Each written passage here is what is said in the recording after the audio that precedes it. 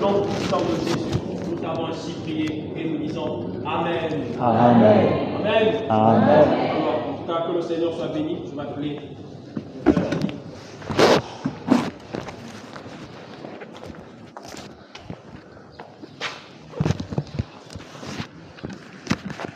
Gloire au Seigneur. Est-ce qu'on peut acclamer pour Jésus?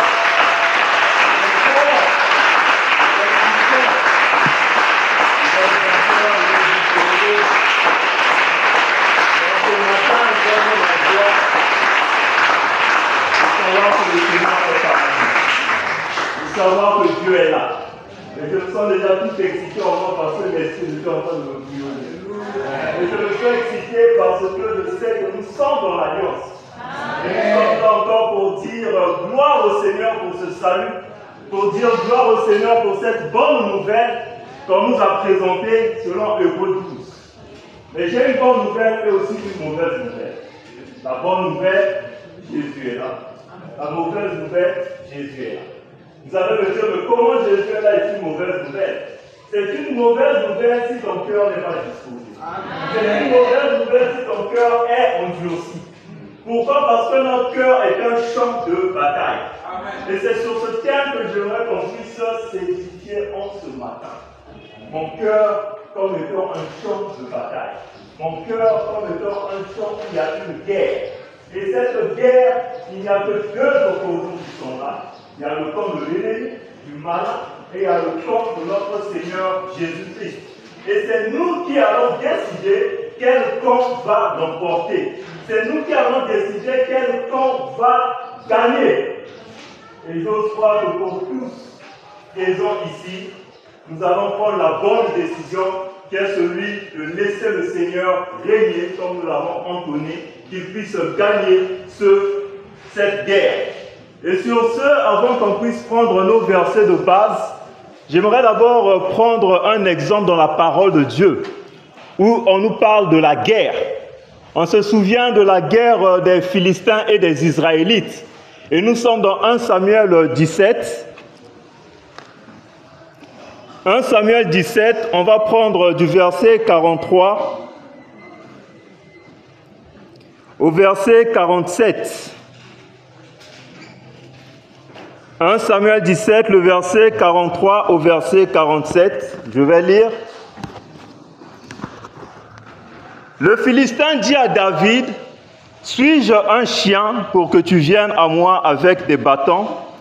Et après l'avoir maudit par ses dieux, il ajouta, « Viens vers moi et je donnerai ta chair aux oiseaux du ciel et aux bêtes des champs. » David dit aux Philistins, « Tu marches contre moi avec l'épée, la lance et le javelot, et moi je marche contre toi au nom de l'Éternel des armées, du Dieu de l'Éternel de l'armée d'Israël que tu as insulté. » Verset 46, « Aujourd'hui l'Éternel te livrera entre mes mains, je t'abattrai et je te couperai la tête. Aujourd'hui je donnerai les cadavres du camp des Philistins aux oiseaux du ciel et aux animaux de la terre, et toute la terre saura qu'Israël a un Dieu. Et toute cette multitude saura que ce n'est ni par l'épée, ni par la lance que l'Éternel sauve, car la victoire appartient à l'Éternel et il vous livre entre nos mains. » Lorsque nous voyons le contexte de ce passage, il y avait guerre en Israël. Les Philistins voulaient conquérir Israël et il y a un homme qui va se présenter devant Israël pour dire, au lieu que les deux armées puissent se battre, le champion des Philistins va se présenter, mais qu'Israël puisse également présenter son champion. Et ce champion des Philistins, il se nommait Goliath. Goliath va se présenter et Goliath va insulter l'armée de Dieu d'Israël. Et Goliath va insulter, il va proférer des injures et il va défier l'armée de Dieu. Il va défier le Seigneur. Et malheureusement, parmi l'armée, il n'y avait pas des hommes assez courageux. Il n'y avait pas des hommes qui pouvaient se tenir à la brèche pour défendre la parole de Dieu, pour défendre l'honneur du Seigneur. Mais il y avait un qui ne faisait pas partie de l'armée, il s'appelait du nom de David, qui, par circonstance, il apportait des présents à ses frères. Et en apportant y a un homme qui est en train de défier Dieu. Il va se rendre compte qu'il y a un homme qui est en train de vouloir salir le nom de Dieu. Et lui, de par sa relation avec le Seigneur, il va réagir. Il va dire non, je ne peux pas accepter qu'il y ait un homme qui défie l'armée de Dieu vivant. Et de par cela, nous comprenons que à l'ancien temps, les guerres, c'était des guerres pour défendre le nom de la divinité. Les Philistins se battaient pour défendre leur Dieu. Voilà pourquoi dans les textes, on a dit que Goliath va maudire du nom de ses dieux Israël. Il va maudire David du nom de ses dieux. Donc ça veut dire qu'il se battait non pas seulement pour l'aspect matériel, mais il y avait aussi un côté spirituel. Donc il y avait ce côté spirituel où il fallait que la nation qui se croyait forte devait conquérir. Donc c'était une bataille non seulement physique, mais une bataille aussi spirituelle. Une bataille entre d'abord le Dieu des Philistins et l'Éternel, le Dieu des Israélites. Et de par là, nous voyons que Israël était ce champ de bataille. Nous voyons que Israël est ce terrain où les divinités voulaient conquérir, mais l'Éternel voulait également garder son territoire.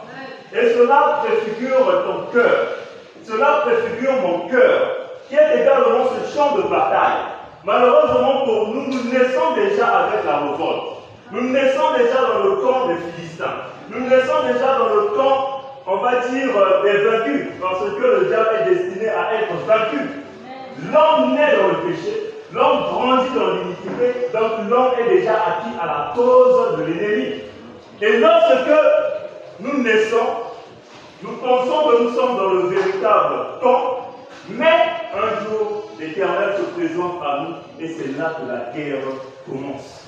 Et c'est là qu'il y a guerre entre Satan et l'Éternel pour savoir qui va conquérir ce cœur. Donc c'est sur cela que j'aimerais qu'on puisse partager. L'Éternel qui veut conquérir mon cœur. L'Éternel qui veut conquérir ton cœur.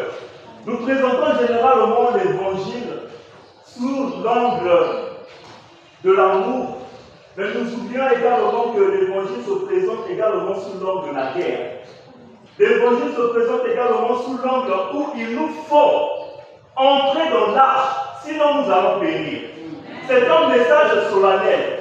Ce n'est pas juste un message émotionnel, entre guillemets, où il y a certains qui disent que ça va bien se terminer. Non, ça ne va pas bien se terminer tant que tu ne donneras pas ton cœur à l'Éternel. Donc nous devons comprendre ce matin que l'Évangile se présente aussi envers nous comme étant un message d'avertissement, comme étant un message où il nous faut prendre position, comme étant un message où il nous faut entrer, où il nous faut abandonner, où il nous faut renoncer. L'Évangile, ce n'est pas juste viens à Jésus, tu auras le mariage, viens à Jésus, tu auras ceci, tu auras cela. Tout ça c'est charnel. Il y a le spirituel qui prime. Parce que la parole de Dieu nous dit que l'esprit est primo. L'esprit est en premier. Et Israël, quand il se battait, il y avait premièrement d'abord le côté spirituel. Et le Seigneur va nous parler de cette guerre qu'il y a. On va le voir dans Luc 14, le verset 31 au verset 32.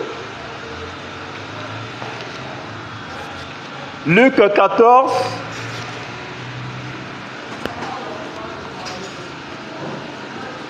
le verset 31, on ira jusqu'au verset 33. On va lire: pour quel roi, c'est le Seigneur qui parle, s'il va faire la guerre à un autre roi, ne s'assied d'abord pour examiner s'il peut avec 10 000 hommes marcher à l'aventure de celui qui vient l'attaquer avec 20 000 hommes. S'il ne le peut, tandis que cet autre roi est encore loin, il lui envoie une ambassade pour demander la paix. Deuxième verset, nous sommes dans Jean 3, le verset 36. Jean 3, le verset 36. Celui qui croit au Fils a la vie éternelle. Celui qui ne croit pas au Fils ne verra point la vie, mais la colère de Dieu demeure sur lui. On va d'abord s'arrêter sur ces deux versets. Ici, nous voyons dans le premier passage que nous avons lu dans Luc 14, le Seigneur va prendre une image où il y a deux rois qui sont en guerre. Et lorsque nous sommes en guerre, comme on le voit présentement, on veut gagner, on fait la guerre pour un objectif. On ne fait pas la guerre juste à la volée, mais on fait la guerre parce qu'on veut atteindre un but. Et c'était la même chose avec les Philistins. Ils faisaient la guerre à Israël pour conquérir leur territoire. Et nous voyons actuellement aussi la guerre entre la Russie et l'Ukraine, qui ne se battent pas en vain, mais tout un chacun a un but à atteindre. La Russie veut conquérir l'Ukraine, l'Ukraine se défend. Et de là, nous comprenons que d'après ce passage, le Seigneur également va comparer son message comme étant une guerre. La guerre entre ton cœur et son évangile, et sa personne. Le Seigneur vient, le Seigneur parle à ton cœur, mais toi tu résistes. Ça veut dire que c'est comparable à cette ambassade, à ce roi-là qui résiste, à ce roi-là qui veut faire la guerre. Mais dans ce passage, nous comprenons que cette personne qui veut faire la guerre, elle va d'abord réfléchir en elle-même. La personne va se dire, moi, je n'ai que 10 000 ans, mais il y a un qui vient me battre, qui vient se battre envers moi. Cet autre-là a 20 000 ans. Alors quel secours serait que je puisse faire? Est-ce que je vais affronter? Est-ce que je vais aller à la guerre? Est-ce que j'ai assez de stratégie pour combattre? Ou bien je vais envoyer une ambassade pour demander la paix? Et aussi en ce matin, le Seigneur également se présente à nous, pour ceux qui n'ont pas encore donné leur vie au Seigneur. C'est que tu es aussi en guerre envers l'Éternel. Donc, Francis nous dit que la colère de Dieu est sur tous ceux qui ne croient pas en Dieu. Donc, si tu n'as pas donné ta vie au Seigneur, ça veut dire que tu es en guerre avec lui. Ça veut dire que tu dis au Seigneur, je veux t'affronter. Ça veut dire que tu dis au Seigneur, je veux me battre avec toi. Ça veut dire que tu dis à ton Créateur, je veux qu'il y ait une guerre entre nous, pour qu'elle ait pour que vous nous dites. Mais on voit que c'est la folie. Est-ce que tu peux battre? Est-ce que tu peux combattre ton Créateur? Non. Il nous faut être sensé. Et pour être sensé, il nous faut demander la paix. Et ça veut dire quoi demander la paix? Demander la paix, c'est que celui qui est fort impose ses conditions. Et quelles sont les conditions que le Seigneur impose pour ceux, toutes celles qui se rendent compte que je ne peux pas me battre contre le Seigneur? Pour tous ceux, toutes celles qui se rendent compte que le Seigneur est plus fort que moi, le Seigneur va me combattre, le Seigneur va m'envoyer en enfer. Comme il est plus fort que moi, je demande la paix. Et le Seigneur nous a donné ses conditions. Quelle est la condition? Quelqu'un peut répondre? La repentance. Il nous faut repentir. Repentir, ça veut dire quoi?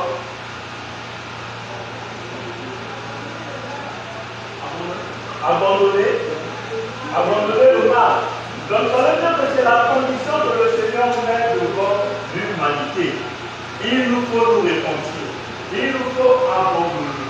Il nous faut venir à lui. C'est ainsi que nous allons entrer dans son camp.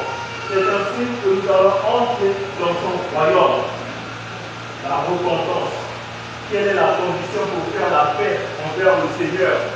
Parce que dans Romains 3, 23, il nous est dit que l'homme est privé de la gloire de Dieu. Nous naissons dans le péché. Nous naissons privés de la gloire de Dieu. Nous sommes destinés à la boucherie. Comme les brebis destinés à la boucherie. Mais le Seigneur se présente à nous. Le Seigneur nous montre son chemin. Le Seigneur nous dit que ce n'est pas une fatalité que tu te retrouves à la boucherie. Ce n'est pas une fatalité que tu te retrouves en enfer. Ce n'est pas une fatalité que tu te retrouves dans l'éternité de feu et de soufre. Moi, je te présente ma paix. Moi, je te présente ma condition pour que tu sois sauvé. Nous voyons que le salut, ça vient pour sauver l'homme. Mais sauver l'homme de quoi? Sauver l'homme de la colère de Dieu.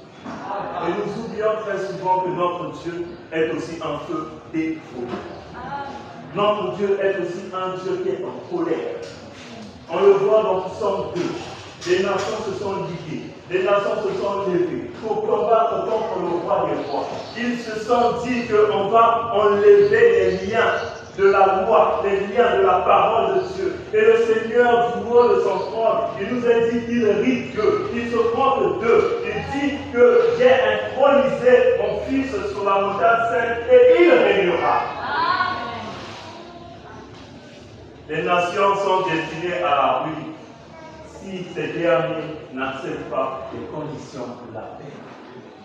Si ces derniers ne se soumettent pas à la seigneurie du Seigneur Jésus-Christ.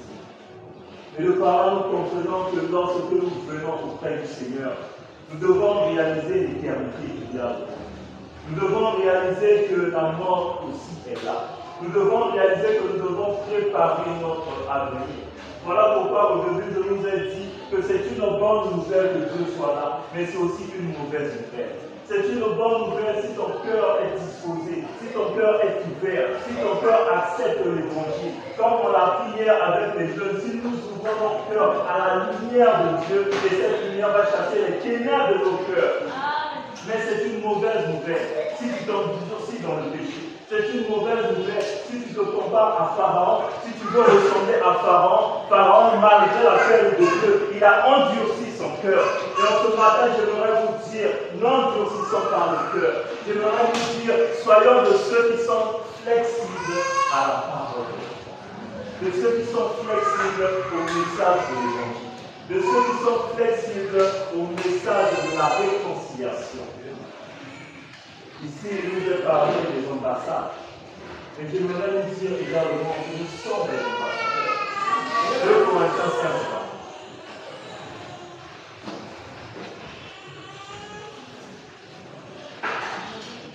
2 Corinthiens 5. Nous faisons donc les fonctions d'ambassadeurs pour Christ, comme si Dieu exhortait par nous. Nous vous en supplions au nom de Christ, soyez réconciliés avec Dieu. On voit l'apôtre Paul qui dit que nous faisons fonction d'ambassadeur. Et quel est le rôle d'un ambassadeur? Un ambassadeur représente un pays étranger. Et nous sommes des ambassadeurs ici-bas sur terre. Nous représentons le royaume de notre Père. Nous représentons ce royaume, nous disons à la nation où nous sommes qu'il vous faut vous soumettre à la Seigneurie du Seigneur. Nous présentons le message de la réconciliation. Réconciliation pourquoi? Parce qu'il y a rupture. Réconciliation pourquoi? Parce qu'il y a désunion. Réconciliation pourquoi? Parce qu'il y a guerre. L'homme naturellement parlant est en guerre envers l'Éternel. Et toi et moi qui avons connu Jésus, nous devons nous présenter envers ces personnes pour leur dire réconcilie-toi avec. Parce qu'il y a un jugement à venir. Parce qu'il y a un jour fixé par le Père où Jésus-Christ jugera les vivants et les morts. Alors de quel temps sera-tu? Bonne nouvelle, mauvaise nouvelle, nous nous présenterons tous les jours. Nous nous présenterons tous devant l'Éternel. Que tu sois chrétien, que tu sois païen, un jour tu te présenteras devant ton Créateur. Mais dans quelles conditions tu te présenteras? Est-ce que tu te présenteras étant réconcilié avec Dieu? Ou bien tu te présenteras étant ennemi de Dieu? L'évangile, c'est un message de la réconciliation. L'évangile ne vient pas pour nous présenter d'abord les choses de cette terre. L'évangile vient nous présenter un message qui vient d'en haut. Un message qui dit à l'humanité de venir à Jésus. Un message qui dit à l'humanité d'entrer dans la ville de refuge. Pourquoi? Parce que la destruction est à la porte. Pourquoi? Parce que le jugement est à la porte. Mais Dieu est tellement amour qu'il ne veut pas qu'aucun périsse, mais que tous parviennent à la repentance, que tous parviennent au salut. Il n'y a pas une prédestination à la manière des baptistes où il y en a qui sont prédestinés pour être sauvés et d'autres qui sont prédestinés en enfer. Non, le salut est accessible à tous. Amen. Venez à moi, vous tous qui êtes fatigués et chargés, que je vous donnerai du repos. Il dit tous. Alors ça veut dire qu'on ne peut pas restreindre ce message. Ça veut dire qu'on ne peut pas te dire que je suis destiné à être embrigadé par le péché. Non. Le Seigneur a payé le prix de la vie. Et peut-être tu peux te poser des questions. Est-ce que dans ma situation, je peux aussi être délivré? Parce que cette délivrance, ça nous parle de la réconciliation. Cette délivrance, ça nous parle du fait que nous quittons les ténèbres pour venir à la lumière de Dieu. Il y en a qui se disent, vu mon état, c'est impossible. Et de nous partager ce songe que mon épouse a eu à faire ces derniers jours. Oui, il y a une de ses sœurs en famille qui va à dire qu'il y a mon fils qui a mangé la chair humaine. Dans un média, ça veut dire que cette personne est consacrée. Et cette dernière va poser la question à mon épouse, est-ce que c'est possible que cela soit ok? Est-ce que c'est possible que mon fils soit délivré? Et elle, dans le songe, elle va répondre, Jésus-Christ peut plus. C'est pour autant dire, peu importe l'état où tu te trouves, que ce soit la sorcellerie au vol, comme on dit, que ce soit la franc-maçonnerie, que ce soit la rose-foi, citez-moi tous les noms, que tu sois même le pire petit de Satan, je te dis que Dieu veut te délivrer. Je ressens dans mon cœur un message de réconciliation. Dieu veut réconcilier ses enfants avec lui. Dieu veut réconcilier les gens avec lui. Dieu veut que les gens viennent à lui. Et peu importe les chaînes qui te lient, en ce matin, je te dis que ces chaînes vont tomber sur ton cœur. N'aie pas peur du mal. N'aie pas peur du diable. Il est vaincu. À la fois, le Seigneur va dire Tétélestai, tout est accompli. Il a donné sa vie pour que nous puissions vivre de la liberté des enfants de Dieu. Pour que nous puissions vivre le nom des Philistins pour le compte de Dieu. Pour la montagne de Sion, comme on a eu à le lire. Pour la Jérusalem céleste. Pour le cœur des myriades des anges. Pour l'assemblée des premiers inscrits dans le ciel. C'est à cela que nous sommes destinés. Nous sommes destinés à la gloire.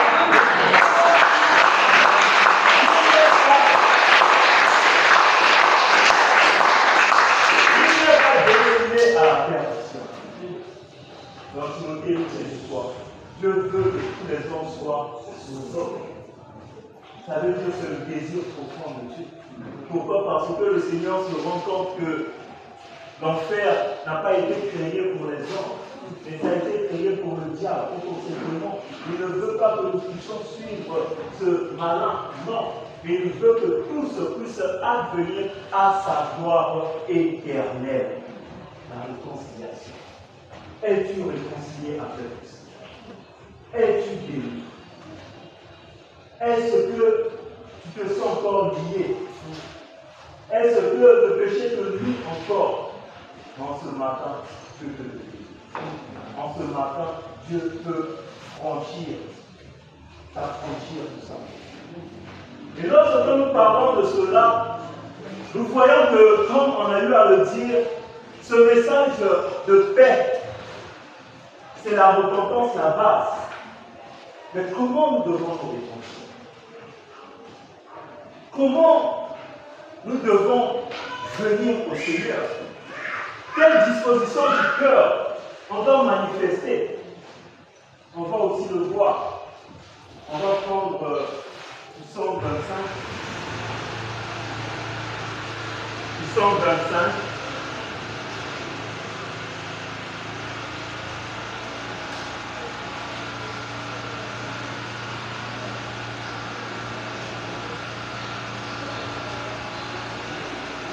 Psaume 25, le verset 17 au verset 18. Psaume 25, le verset 17 au verset 18. Psaume 25, le verset 17 au verset 18. Je vais lire. Les angoisses de mon cœur augmentent.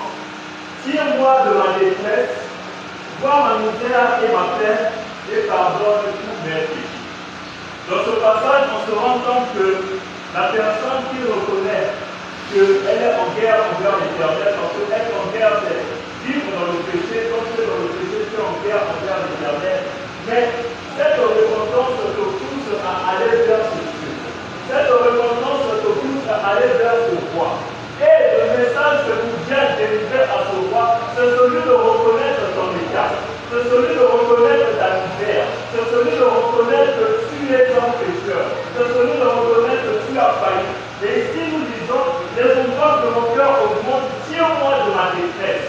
Donc il faut d'abord que tu reconnaisses que dans l'état où tu es, que dans un état de détresse, que dans un état de perdition. Et vu que je suis dans un état de perdition, alors j'estime ma voix vers le Seigneur, je prie le Seigneur. Et ici, il nous a dit, vois ma misère et ma peine, et pardonne tous mes péchés. La repentance, c'est reconnaître son état. La repentance, c'est demander pardon pour ses péchés. Et dans Ésaïe, il nous a dit que par ses meurtrissures, le Seigneur nous a guéris. Il nous a guéris de nos péchés. Il nous guérit de notre iniquité. Donc il nous faut tout simplement regarder à ce qu'il a accompli à la fois, regarder à Golgotha. C'est ainsi que nous serons pardonnés de tous nos péchés. Et lorsque nous parlons de la repentance, on voit également Jean-Baptiste. Jean-Baptiste a préparé le peuple pour recevoir le Seigneur. Mais quel était le message de Jean-Baptiste? Nous sommes dans Ésaïe 40.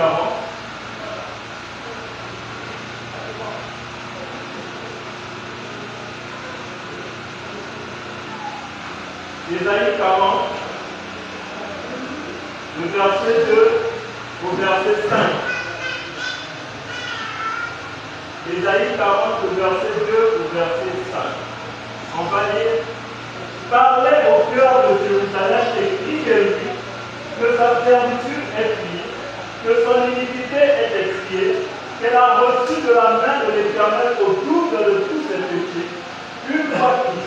Préparez au désert le chemin de l'Éternel, aplanissez dans les deux arides une route pour notre Dieu, que toute vallée soit exaucée, que toute montagne et toute colline soit abaissée, que les coteaux se changent en plaine et les défilés des toits en ballon. Alors la gloire de l'Éternel sera révélée et au même instant toute chair fera le salut car la bouche de l'Éternel a parlé.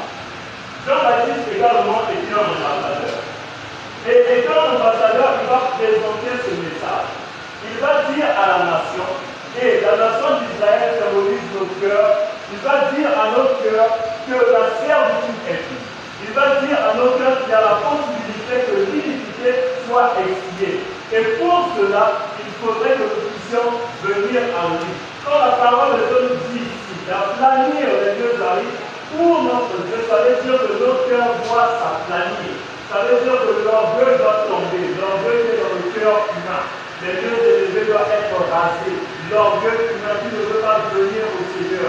Quand la parole de Dieu vient, la parole de Dieu nous humilie, la parole de Dieu nous rabaisse, afin que nous puissions accepter le message de l'Évangile, que nous puissions accepter le message du salut. Et ici nous voyons, alors la gloire de l'Éternel sera révélée. Donc de par là, nous comprenons tout simplement que la pensée de Dieu, c'est que nous venons à lui. La pensée de Dieu, c'est que nous puissions faire la paix avec lui. La pensée de Dieu, c'est que personne ne puisse se périr, mais que tous parviennent à la repentance. Et nous, en tant qu'ambassadeurs, c'est le seul message que nous avons. On n'a pas de message pour rendre les gens riches. On n'a pas de message pour donner les tuyaux pour se marier en tant que tel. Non. Jésus, Jésus seul. Sur la montagne, à côté de Jésus, il y avait Élie, il y avait Moïse. Et l'apôtre Pierre a voulu faire 3 tentes. Mais le Père m'a parlé du ciel. Celui-ci est mon fils, écoutez-le. On doit écouter Jésus seul. La parole de Dieu. Tu es cette Jérusalem, mon frère, ma soeur. Tu es ce cœur-là qui a besoin d'être aplani, qui a besoin d'être nettoyé. Si tu ouvres ton cœur au Seigneur, le Seigneur va te délivrer. Et de par là, j'aimerais aussi prendre un principe universel qui peut aussi s'appliquer à nous en parlant de la délivrance.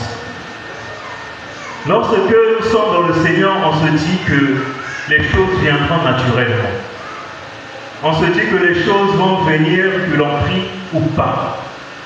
Mais lorsque on scrute la parole de Dieu, on se rend compte qu'il y a des conditions pour que le Seigneur puisse agir. Tu peux être dans une situation de détresse. Tu peux être dans un problème qui te chagrine. Ça peut être une guerre dans ton cœur où l'ennemi est en train de t'attaquer. Ou dans ton cœur, tu ressens une oppression. Mais il y a un pas que tu dois faire. Il y a un acte que tu dois faire. Et je me souviens encore d'Israël. Le Seigneur va dire à Abraham que sa descendance fera 400 ans dans la servitude. Mais est-ce que le Seigneur, pour délivrer Israël dans la servitude, Israël n'a-t-il pas fait quelque chose? Israël n'a-t-il pas eu à poser un acte pour que le Seigneur délivre Israël de cette servitude?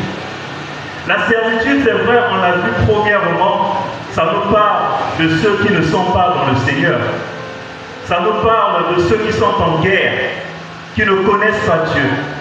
Mais la servitude, ça peut aussi être les enfants de Dieu qui sont liés au péché, qui n'arrivent pas à sortir du péché. Ça peut représenter une guerre dans ton cœur. Ça peut représenter une oppression. Ça peut représenter quelque chose qui te retient. Tu n'arrives pas à t'épanouir. Tu n'arrives pas à aller de l'avant. Il y a aussi ce message de paix que le Seigneur nous communique. Il y a aussi ce message de la réconciliation. Réconcilier le Seigneur avec ses enfants. Pourquoi? Parce que le froid s'est installé. Pourquoi? Parce que l'amour du monde s'est installé dans les cœurs. Le Seigneur va dire, quand le Fils de l'homme viendra, trouvera-t-il la foi sur la terre? Est-ce que notre amour se refroidira? Mais si notre amour s'est refroidi, ça veut dire qu'on est en froid envers l'Éternel. On est en guerre envers l'Éternel. Et il y a la même attitude que nous devons avoir, comme on a lu dans Psaume 25, du verset 17 au verset 18. Israël était le peuple de Dieu. Israël connaissait le Seigneur, mais ils étaient dans la servitude. Et qu'est-ce que Israël va faire? Israël s'est souvenu qu'il y a des promesses de Dieu. Israël s'est souvenu que le Seigneur avait dit à leur ancêtre Abraham que dans 400 ans je viendrai vous libérer. Israël a vu l'oppression dont il subissait. Israël s'est dit non, nous allons crier à l'Éternel. Et nous le voyons dans Exode 2.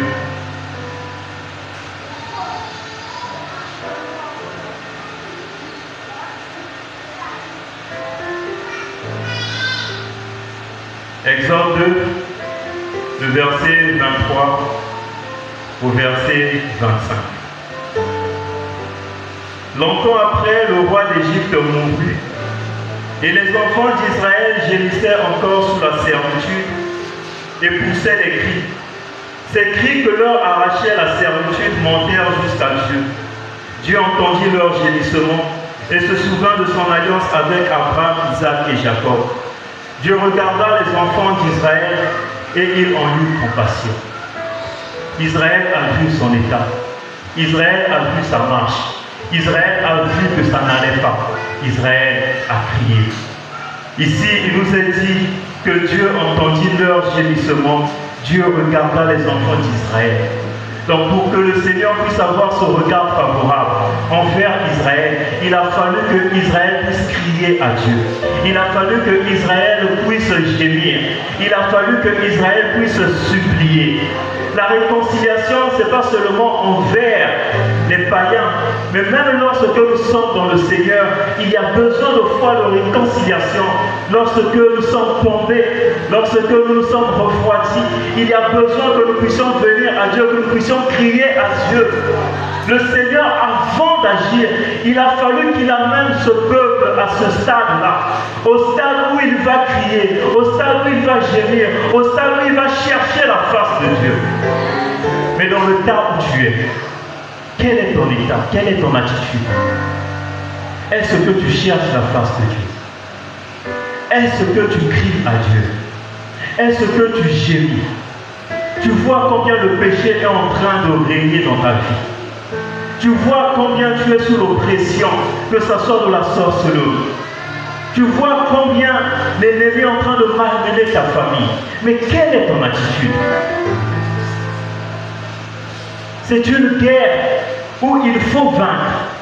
C'est une guerre où il faut aller de l'avant. C'est une guerre où il faut se battre au nom de l'Éternel. David va dire à Goliath, toi tu te présentes avec la lance de javelot, mais moi c'est au nom de l'Éternel. Frères et sœurs, nous n'avons que l'Éternel pour combattre pour nous. En nous-mêmes, on n'a pas la force. En nous-mêmes, on ne peut pas résister au diable. En nous-mêmes, on ne peut pas soutenir ce combat. Ce n'est que Dieu qui peut nous aider. Mais pour nous aider, il faudrait qu'il y ait des cœurs qui soupirent. Il faudrait qu'il y ait des cœurs qui s'approchent du trône. Il faudrait qu'il y ait des cœurs qui aspirent à lui. On va lire Hébreux 4, verset 16, je pense.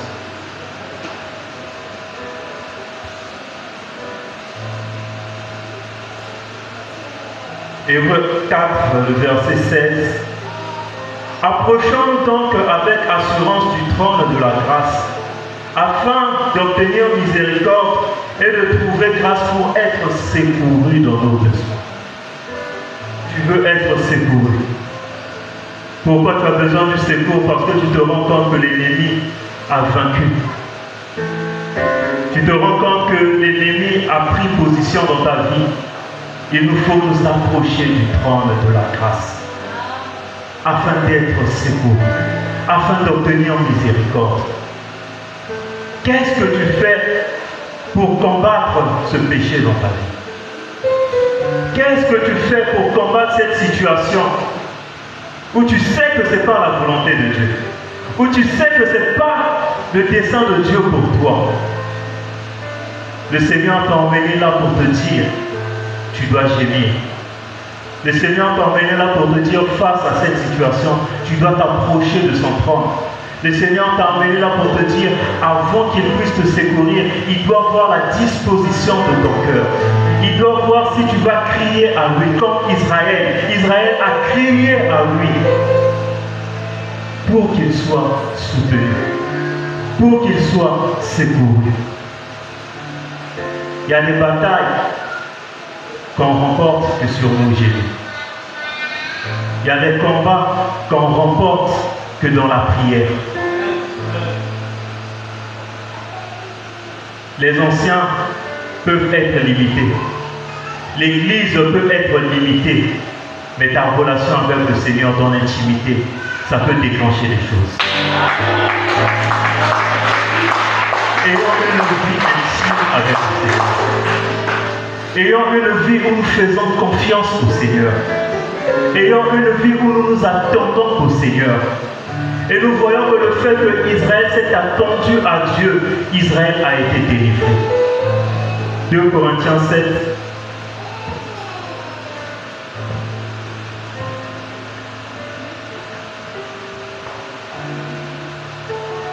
2 Corinthiens 7, le verset 12 au verset 14.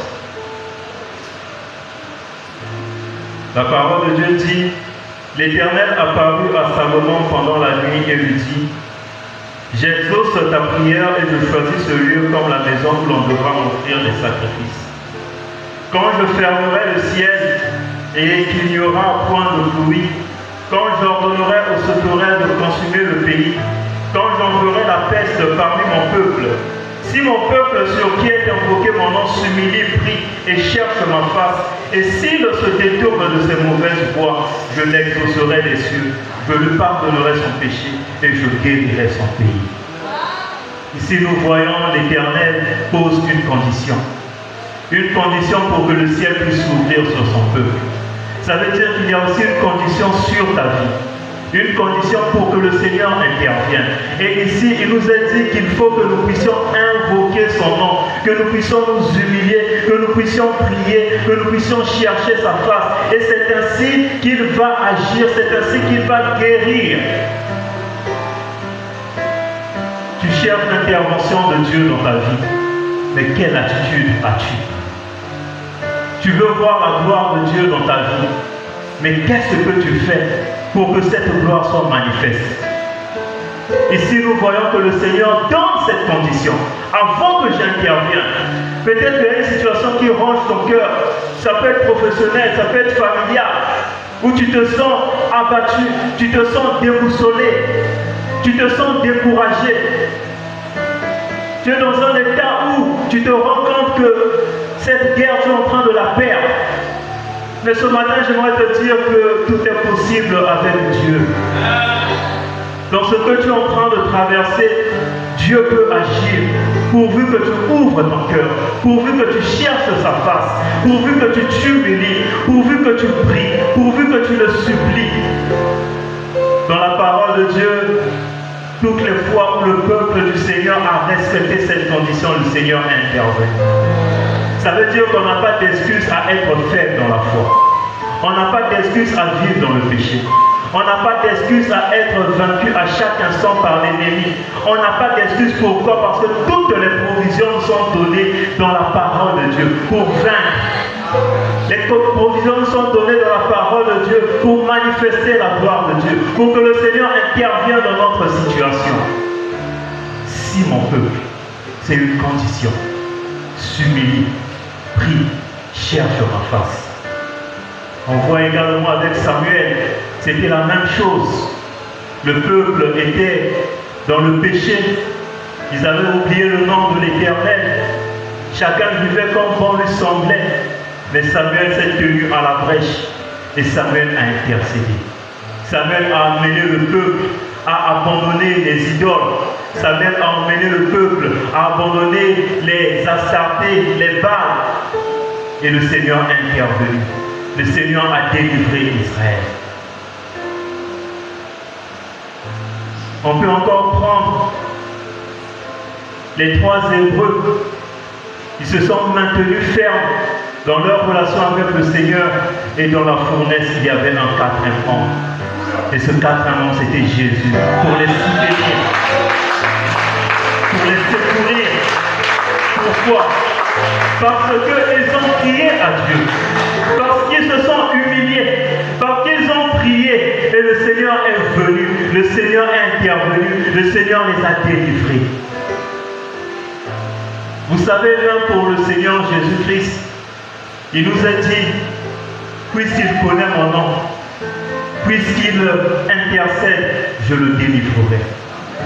Même le Seigneur a été délivré par le Père. Pourquoi? Parce qu'il intercédait.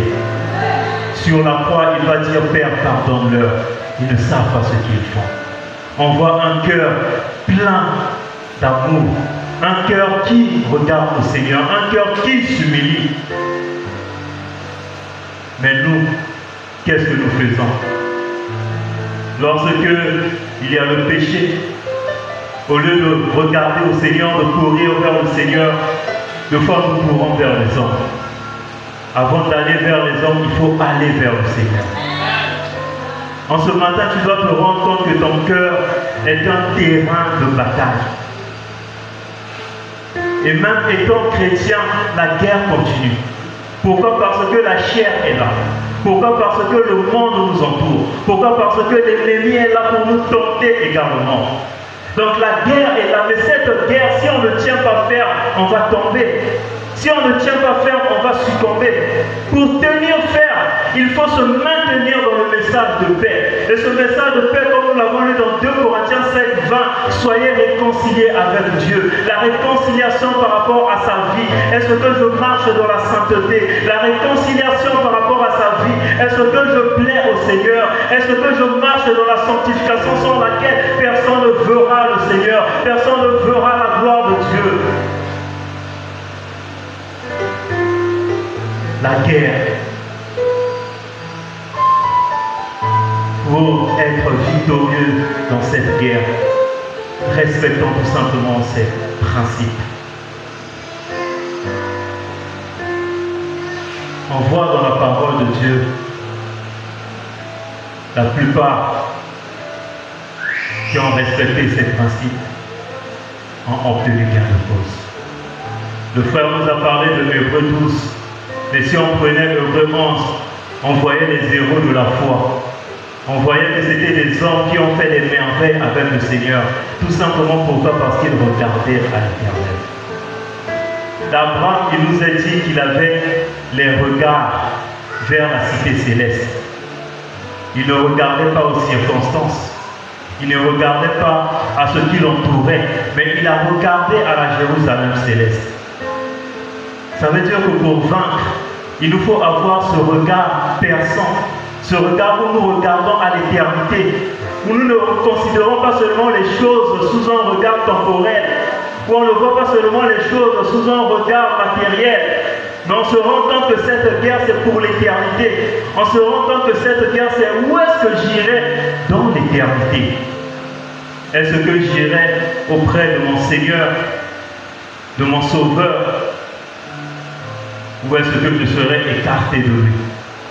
Ou est-ce que je serai envoyé dans les temps ardents de feu et de soufre? La réconciliation. Et c'est ce que j'avais à cœur de nous partager, ça montait dans mon cœur, de nous dire en ce matin qu'il y a une guerre. De nous rappeler en ce matin que ton cœur, c'est un terrain où la guerre est en train de faire rage. Où il y a le diable qui se présente, qui veut défier la gloire de Dieu, mais il y a toi également. Quelle est ton attitude? Vas-tu laisser le diable t'envoyant en enfer ou ouvrir ton cœur, accepter le Seigneur, se repentir? Et lorsque nous nous repentons, la guerre continue. Et cette guerre continue tout simplement. Pourquoi? Parce que le péché nous entoure encore. Le malin encore autour de nous. Et de fois, on peut succomber aux braises enflammées de l'ennemi. Mais lorsque nous succombons, quelle est notre attitude? Nous devons venir à Dieu. Nous devons crier à Dieu. Nous devons nous humilier. Nous devons prier. Nous devons intercéder et demander l'intervention de Dieu. Invoque-moi et je te répondrai. C'est une promesse de la parole de Dieu. Il va te répondre pourvu que tu l'invoques, pourvu que tu le cherches.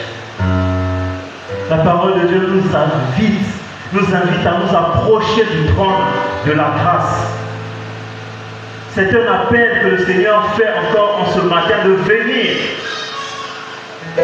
Toi peut-être qui n'arrive pas à avoir la victoire sur le péché, à avoir la victoire sur l'oppression de l'ennemi, viens à Jésus. Regarde à Jésus. Tourne tes yeux vers Jésus. Ne regarde pas aux hommes. Ce n'est pas un homme qui est mort à la croix pour toi. Le prix de la délivrance, c'est Jésus qui l'a donné. Ne regarde pas qu'est-ce que les hommes vont dire de moi. Ne regarde pas à ta personnalité. Jean-Baptiste nous a dit que les montagnes doivent être rasées. Ça veut dire que l'orgueil du cœur de l'homme doit s'humilier, doit s'abaisser. L'orgueil de se dire que moi je ne peux rien, mais je puis tout par celui qui me fortifie. Et celui qui nous fortifie, c'est Jésus. Voilà le message que j'avais à vous partager.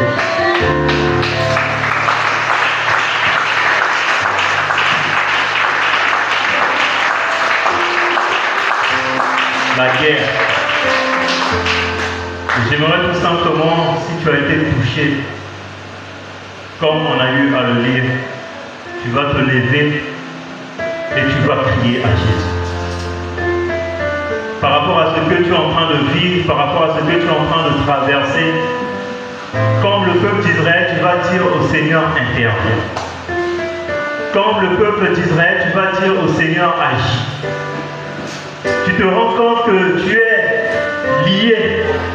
Tu te rends compte que tu es dans la servitude du péché. Comme Israël, crie à Dieu parce qu'il y a la promesse de la délivrance. Il y a la promesse du salut qui est là. À nous tout simplement de la saisir par la foi, par la repentance. Et le Seigneur agira. On va prier.